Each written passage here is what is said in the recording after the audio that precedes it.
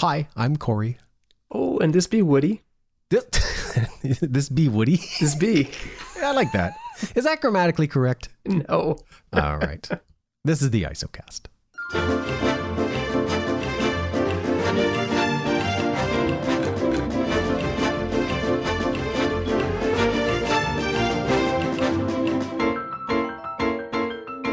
I remembered that I forgot how the show works. The last episode we did. What I do you mean talked over works? you. I didn't introduce myself. I didn't do any of those things. Oh, that happens at the beginning of every show. I feel like we're kind of starting from zero every single time. Yep. Maybe it's because we don't do enough of them. Maybe. Or I just forget. Okay. Should we have more guests? Yes. Okay. Let's do that. Let's book some guests. I think, though, I'm going to put up something kind of fancy. I want people who listen to the show to contact the show and talk to us, right? And I'm not a big email guy. You send me an email, I'm not going to. But if you leave me a voicemail, I am totally going to listen to that. You're of that generation. Yep. And I'm going to play it on the show. Yep. Don't text me. No. So what I'll do is I'll set up a fancy speak pipe, this place that you can just go, press a button, leave a voicemail, ask a question, leave a comment. Yeah. Did it again. Just tell me how you're doing, right? Are you okay? Have you gotten the shot? Right. So whatever. How's so your ISOcast experience? How's it been so far? What do you intend for your ISOcast experience to look like post-pandemic, so that we could perhaps prepare to either mothball the show or keep going? We haven't talked about that. We started this. It's almost our anniversary. ISOcastiversary. I guess this is a pandemic show. That's where we started. Are we do we continue post-pandemic? I guess you can leave us a voicemail and chime in on that. There's a likelihood that we will be isolated for much longer than we initially likely anticipated. So, you know what? Isolation is, I don't think, a unique property to pandemics. Perhaps we could carry on the theme of isolation in other milieu. Dare I be a romantic, but I feel like even pre-pandemic, we need to do a better job of just staying in touch and reaching out to people we care about. So maybe that can be the extension of our show. I haven't seen anybody for a year. I know. Pretty much. It's you. Yeah. My family. So this 1 year anniversary is kind of I don't want to use the word anniversary. No. It's got to be a better word. But today, this year has felt, I guess, really long, but also maybe short at the same time. A year ago today is when Maya and I moved into this place where we currently live. Oh, right. And that was the whole pandemic just started. No one really knows what's going on. People are kind of freaked out. Deserted, no traffic, no cars. You can get from one side of town to the other in about 7 minutes because there's nobody around. Getting the U-Haul it was a very strange, kind of weird but fun to look back on it type of thing. But that was a year ago today. Today is that anniversary. It's so funny. We just renewed our lease. Because in Quebec you need to renew 3 months in advance of your lease expiring. So you have to have that intent. Right. I don't know. And it just made me think that it's going on a year, right? I feel like a 4-year-old. It's like, I'm going to be 5 in 9 months. It's going on a year in June that we went through a pandemic move as well. The masks and the booking the trucks and is it possible? And, having done it, I think I could do it again, but would you do it again? I don't want to. Yeah. No. Like that time a year ago today was it was super fresh, super new. We didn't the rules were, I think we could do it today a lot easier than we did it a year ago. We're kind of established in what this life is and how to do it and all that kind of stuff. You don't like it, but I think we've had practice. We've had a year of practice at it. A year ago was pretty tough, and we didn't know what the rules would be. We didn't know if U-Haul would be an essential service. I don't think the government didn't know either. I mean, everyone was going through this just 2 weeks at a time type of thing. Yep. We knew that our apartments had been rented coming in like behind us, but we didn't know like, are we allowed to move? If we can't move, are we now going to get new roommates? Like, do those people stay where they are and then the people behind them? Like, how is this going to work? But no, could we do it again? Yeah, we're happy here. And it's nice that the weather is starting to get a bit nicer because we can get back outside again. But I think we could do it again. Do you feel like you've been able to enjoy? No. Okay. Whatever you're going to say, the answer is no. Yeah. Well, yeah, fair. We've been in that place. Like, I mean, I signed that lease so fast it'll make your head spin because it's like, I don't think I've enjoyed where we moved to even close to the level that we would like to, right? Like, it's gorgeous and it's nice and it's safe and it's clean, all that stuff. But part of having a nice place is having company. Yes. Like, we're still waiting for our first housewarming, I guess you would literally, or the first dinner or whatever. We haven't had anyone over for a meal at all. So I think it's human nature to kind of look at other places, and I keep forgetting the name. There's this app in the States, and it's basically like Tinder for real estate, and you swipe right, you swipe left. Zillow. Is it Zillow? Oh, yeah. Yeah, okay. Yeah. I never used their app, but all right. And people just kind of browse and, oh, that looks nice. I'm not moving, but I like to kind of look and check things out. And, it's kind of fun to look at what, FOMO type of thing. Mm-hmm. So it's nice to look at other places, but I think it would be a waste to move now because thank goodness this place is really nice because we've hunkered down for a year and been in here. But the neighborhood that we live in supposedly is really, really cool. I mean, it is really cool, but there's lots of breweries and lots of really nice restaurants and lots of other things that we haven't got to experience. And knock on wood, hopefully we'll still be there when we're allowed to kind of go to those places again. But even the neighbors, like you see them kind of, but the neighbors directly beside us, yeah, we've met and we've talked, over the fence type of thing. But the realtor who helped us move in here said, this is a great neighborhood, very kid friendly, lots of really nice street parties. All the neighbors are great. Parties every weekend in the summer on the street. And I'm sure that's all true. Sure. But no idea.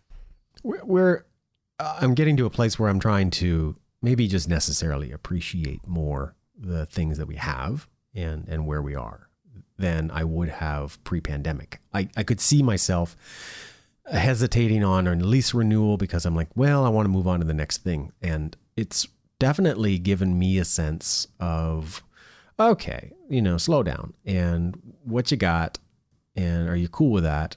And can you just enjoy where you are and what you have? Have you experienced kind of anything like that? Because I know in Toronto, it's the rat race. Like you got to go. Totally. And it's right in our faces because where we lived before, thank goodness we didn't have to spend a pandemic in there. And all this is very personalized and individual because people live in different circumstances, but I lived in a studio apartment.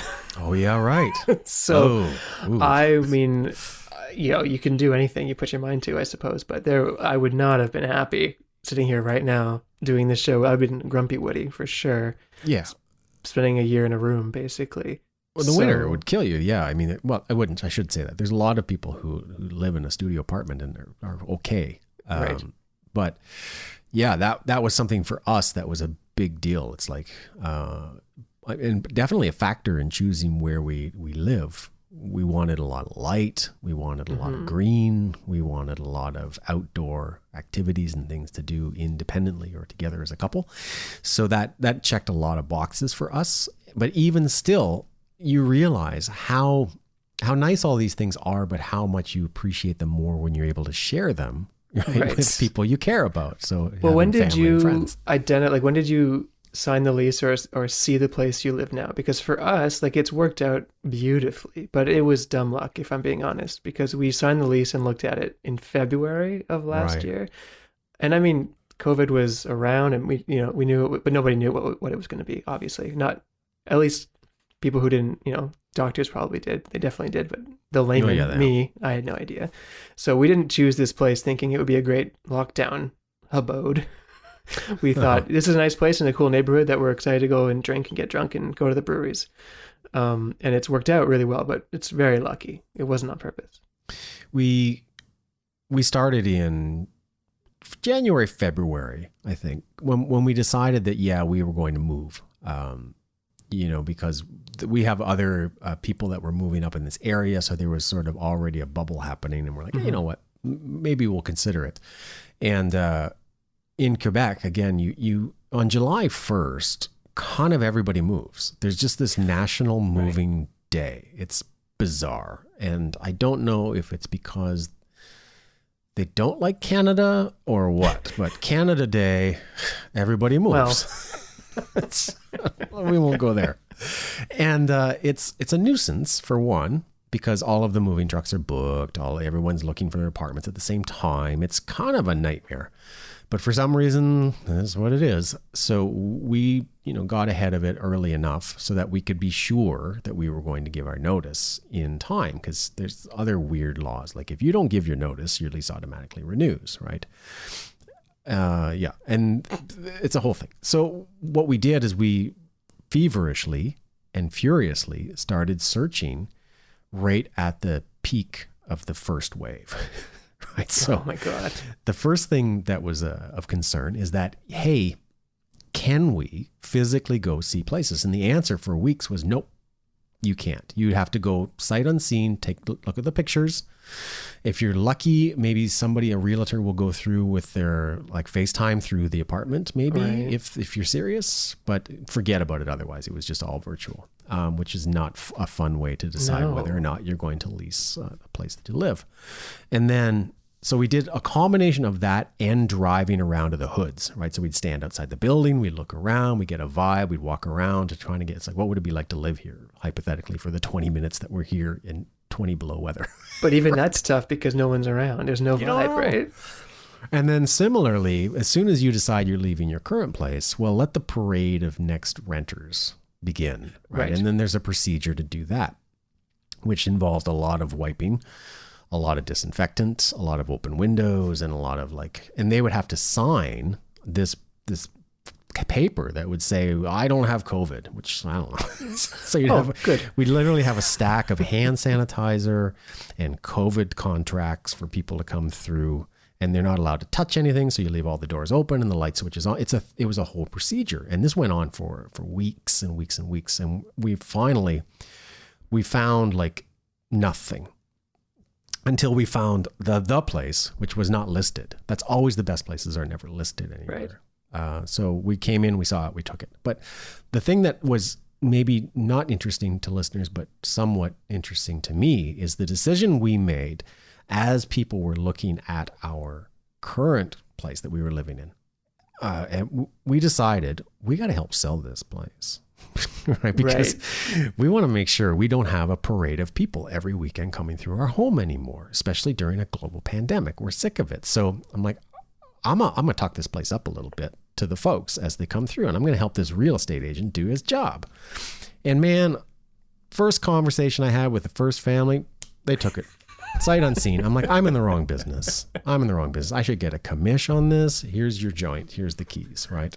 Imagine that scenario. Like, you want someone to rent your place so badly that you're just helping out the realtor because you just want people to come.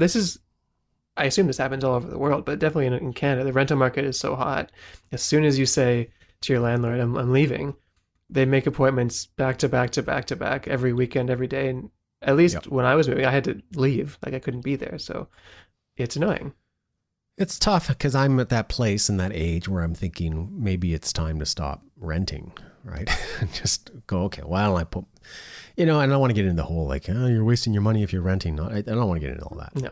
But I never really had taken the steps to this point once I returned to Canada to say, I'm going to spend the next 5 years accumulating a certain amount of money so that I could, put down a relatively substantial down payment on a place. Never really thought about it until in the last maybe year or two where I'm like, I'm kind of sick of moving now, right? Because as you get more stuff, you got to move it. That sucks.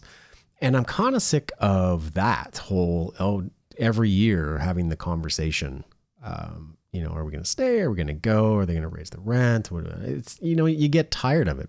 So what do they do in Quebec? Because Ontario, after 12 months, you just go month to month after that. And you have to give 60 days notice for whenever you feel like you want to move, but you can just kind of live your life month to month. And then if something comes up, life happens, you move or you don't or whatever. No, that's the dream, baby. Okay. That's the dream. Now, here, if you don't give them notice 90 days ahead of the end of your lease, it automatically renews for another year and you're on the hook. Oh, So that's why there's this, and right again, at the beginning of the pandemic, it would have been nice if there was any leniency on that, right? But they're like, nope, we're going to. so there's no lease in Quebec for less than 12 months? Because even if you move, you're still in for 12 months. There are. I've rented month to month, right? When I would come and stay for 3, 4, 5 months at a time, I would get these short-term month-to-month leases. They are there, right? They're like an executive lease for furnished apartments or something. They've got a name for it. But here as well, like you don't have to put a deposit down, as an example. It's illegal for them to ask for a deposit, right? They do, but they're not supposed to. But there's also, it works the other way. Like the renters are super protected. We could just stop paying rent and live here for a long time before anything's going to happen.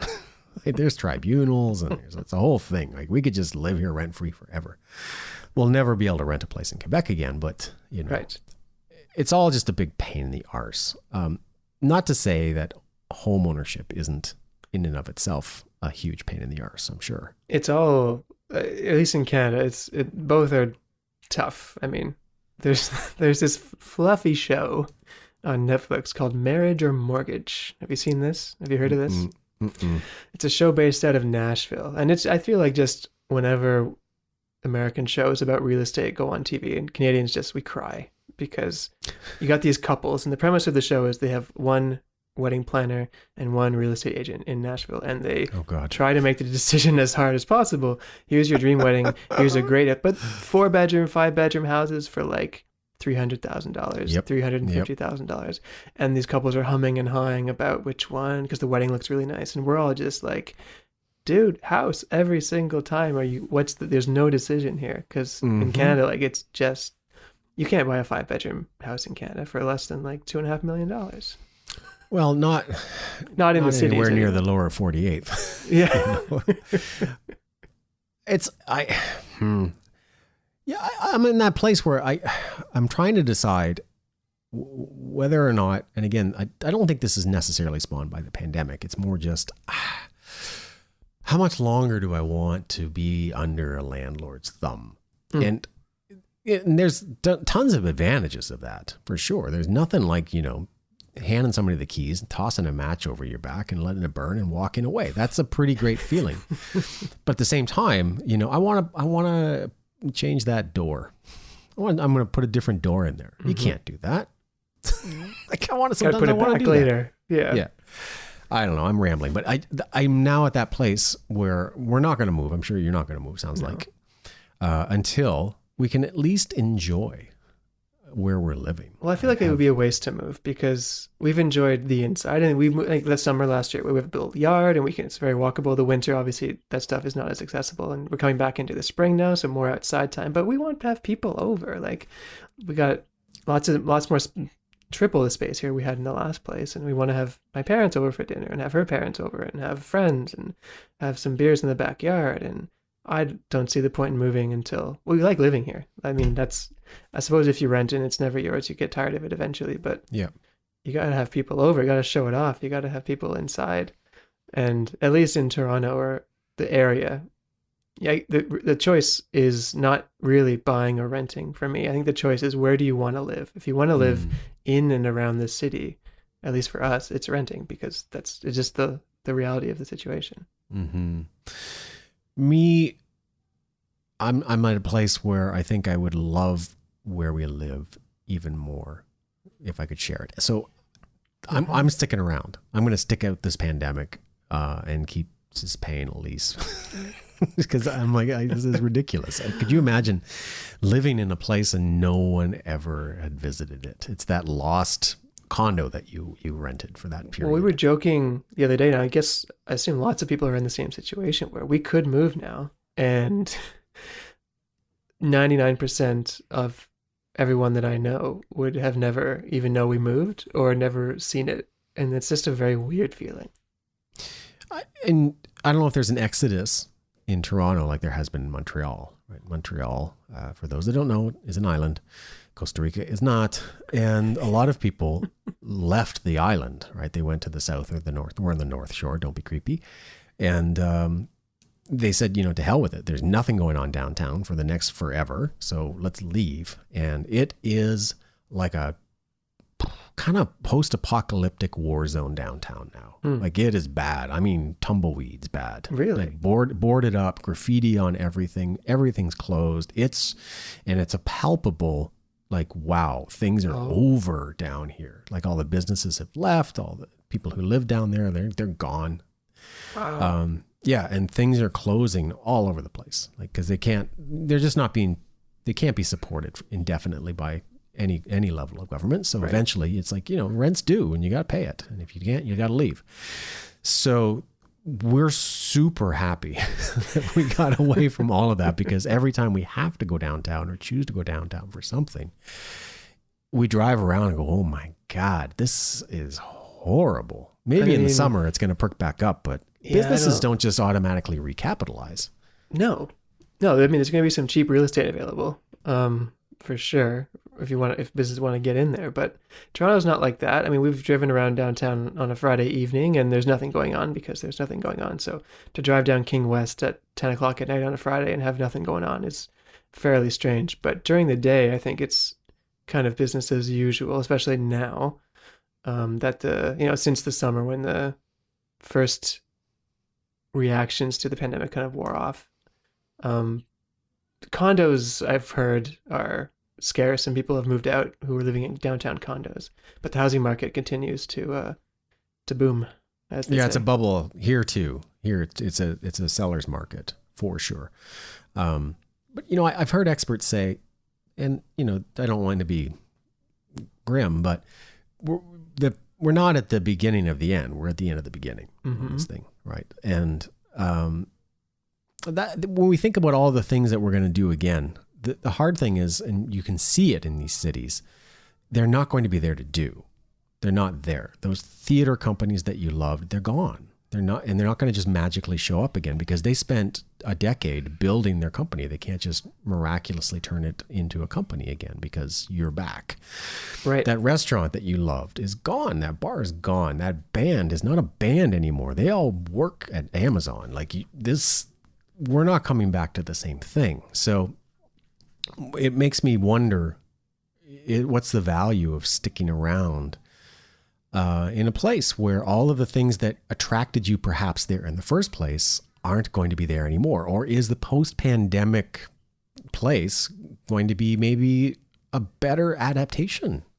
I'm not even like the term post-pandemic. We don't even know if it's like, it might just be extension of, masks might be here to stay. The vaccines will continue to come and who knows what it's going to look like. And I think it's just a question mark. You're right. We don't know what cities will look like.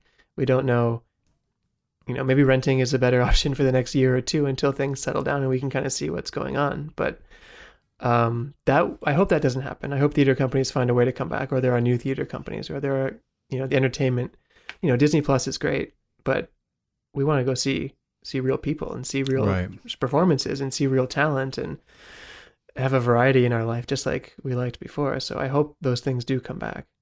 They will. I mean, there's no switch, right? So, No. I think we've talked about this a bit, but we're going to have our own roaring 20s, right? But it won't be till, a lot of experts agree, 2024.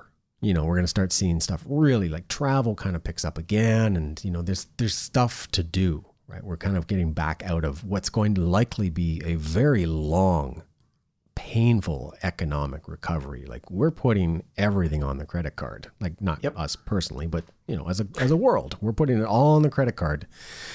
And we'll just, close our eyes and wake up in 2 years and go, okay, what's our bill? And it's going to be bad. It's going to be bad. A lot of interest on that bad boy. Keep your powder dry. Stay home. But I think we're all, I mean, human nature, and you got to have small victories. You got to look forward to things. And if you asked me this 3 years ago, or even 1 year ago, it would have been a bit sad. But we went to a farmer's market yesterday, and it made me feel so good. I was so happy. Quasi outside. So it was enclosed with a roof. It's indoor space, but they have like barn doors on all the sides so they can open them up. Nice.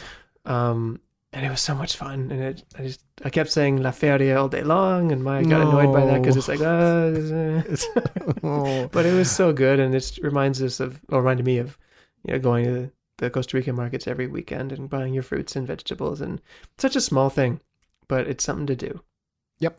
And again, it's the shared experience of having to do that with other people, right? It's not fun if somebody sets up a feria for you. Like, I'm going to go to the farmer's market and it's just for me. I'm not Michael Jackson going to Disney. It's like, I want other people to fight over that broccolini. And you get to talk to the vendors, and they have, eclectic things. And we got, the Tibetan cart, and then you have the Mexican cart, and the Latin food and the Spanish food. And it was just, it's so small. But after a year of this, I'm going to say this wrong, but I think they're called momos. It's like a dumpling, a Tibetan dumpling. I learned that yesterday. Maya taught me that.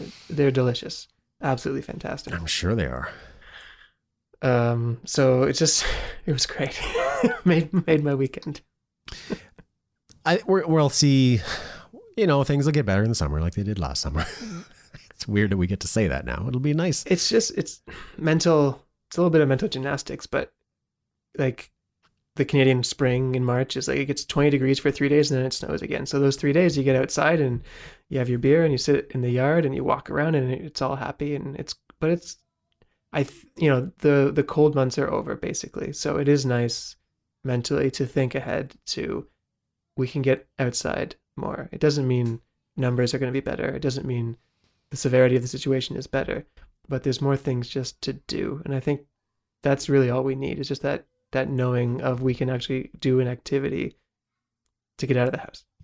Is your Insta full of, like mine, American friends showing their vaccine card? Yep. Okay. Do you have feelings? I have feelings and I don't like myself because you don't want to be the guy. It's good for them. It's awesome. It's so fantastic. Of course. Couldn't be happier for them. But where's mine? Right. Yep. And I'm not saying I should get it before anybody else, because I should be at the very back of the line. My privilege allows me to be at the back of the line. But let's move it along a little bit, right? I don't know. I mean, yeah. Yes. Obviously, my feeling is like, wait a minute. America. But they get everything first. They do, and I can't think of a country that got harder hit. Obviously. Right. So, good on you. And I'm still like, I'm checking. Yep. Still March. Okay. So it's still March. I'm not going to be that guy, but there's a little bit of me. No, we don't want to be those people, because someone's going to get it first and someone's going to get it last. And you don't want to be the people who say who should get it. Just as many people as possible, as quickly as possible. I think that is the thing. And it's happy for them. Like, it's great. It's fantastic. They didn't handle it well at the front end, but they're handling it well on the back end. Of course, there's envy, but that doesn't mean that I think they shouldn't be getting it, of course. Yeah, I mean, everyone's a little tired, but like I'm canceling a lot of, not doing a lot of stuff this summer down there, and it's like, it's conference season is heating up, stuff's going on. It's like, hey, and they're going to do it. I know. They're going to do it. They don't care. Well, they're going to do it anyway. Yeah, they're going to do it anyway. So they're going to get vaccinated. They're going to have their conferences. They're going to do now it's probably safe for them to do, which is great. That's where we want to be. I think that's the envy part. Yeah, well, partly. And the other part is not just, it's like, I want to have my own concerts and conferences here in Canada. It's like, I want to go to those.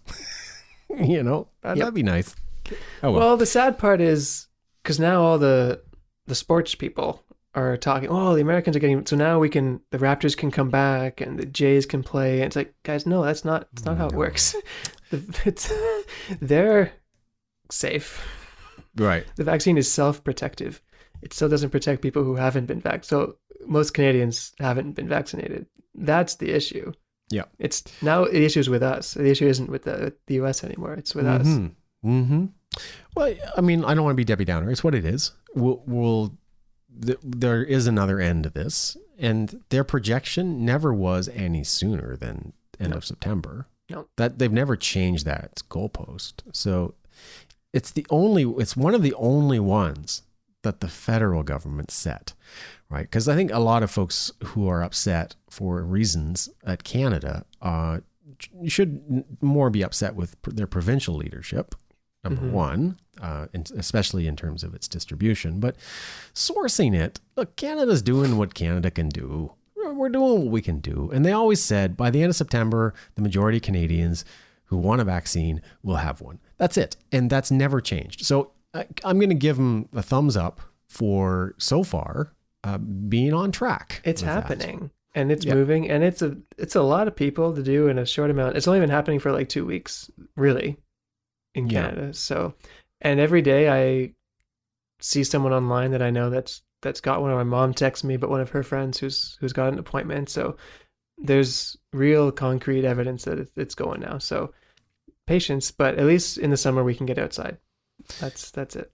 A year ago, we were not sitting here imagining that we would know people that have been vaccinated, right? We were thinking maybe a year and a half later, this might actually be possible. So, again, it's March. I'm going to calm down, but I am so sick of my day. Like, I'm really sick of my day. I'm sick of me. I'm sick of waking up to the same life. I'm sick of, all of the same things that I have to concern myself with. Mm-hmm.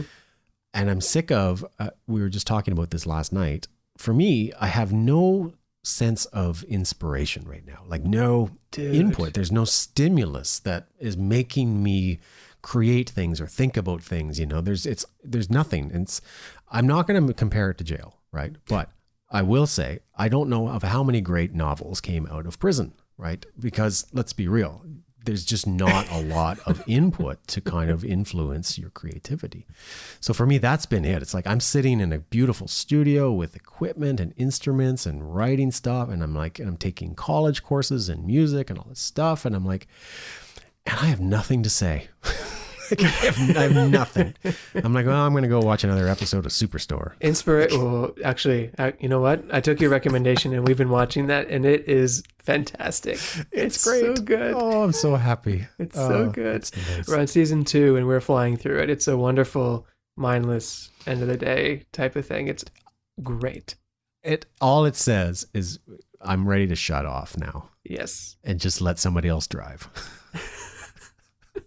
But lack of inspiration is a big thing, and I'm experiencing it. It's really hard.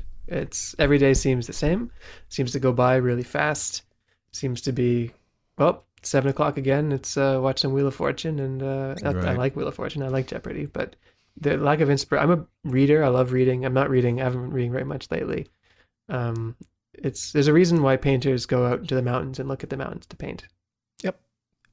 So a good suggestion was made. Museums are open again here. So I'm going to take myself on an artist's date and go to a museum or something. Just get something fresh coming in. Because I don't know about you, but sometimes I'll drive to a different grocery store and I will come home and I have 45 minutes worth of stories. It's like, man. Do you need something? Yeah, got to talk about that show. Okay.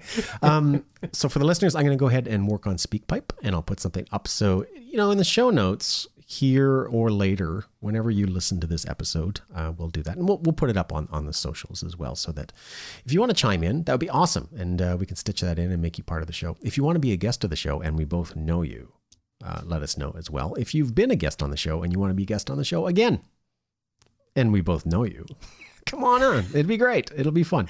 Even if one of us knows you, really. Let's do it. It's getting there, isn't it? Yeah. Maybe. I don't know. It is. Depends how long we want to run this show back. How many times? Yeah. Yeah. And if you have any feedback on how long we should run this show, let us know. All right. Are we good? I think we're good. I got inspired. So. Yeah, me too. Yeah. I think it was Superstore. That made me feel This good. is why we do the show. It's just another person to talk to, get a little inspiration. I'm inspired by you. It's a pat on the butt. Get out there, champ. All right, I'm Corey. And I'm Champ.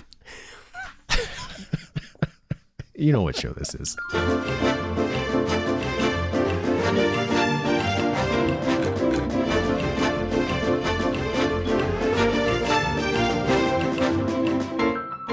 Just a little nugget for Corey here as he's editing. Just when he said he hasn't seen folks in a year, there's folks in the background. Hashtag timing.